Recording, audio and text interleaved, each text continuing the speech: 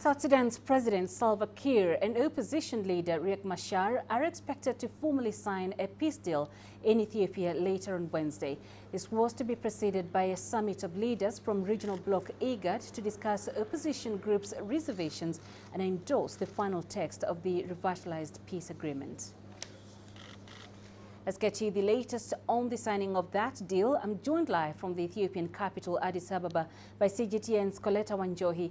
Koleta, the latest peace efforts in South Sudan were to culminate in that signing ceremony in Addis Ababa. What's the latest on this?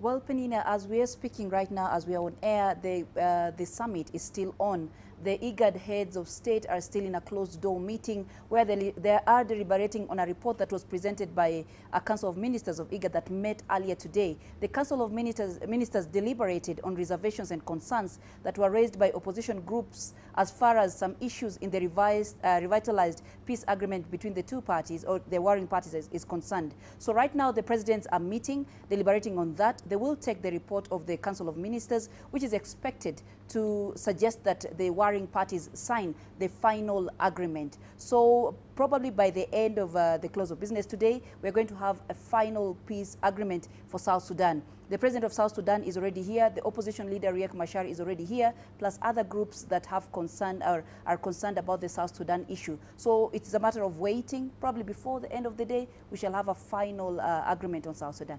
And Koleta, what should we expect going forward?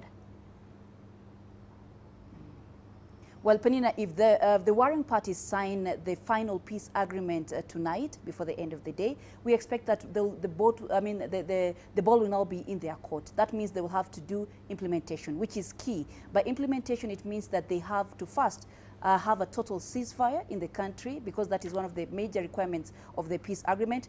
Secondly, they'll have to ensure that there is a functional transitional government of national unity that will encompass the different opposition groups, the different groups, and the government as defined or as dictated by the peace agreement.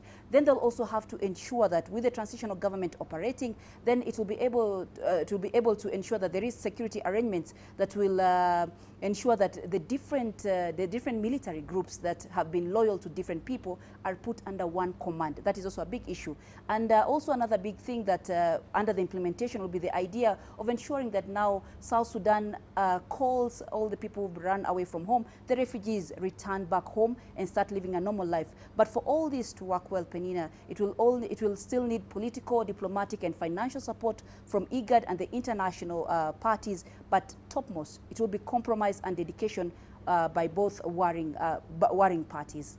All right, Koleta, thank you for that. Koleta Wanjohi, live in Addis Ababa.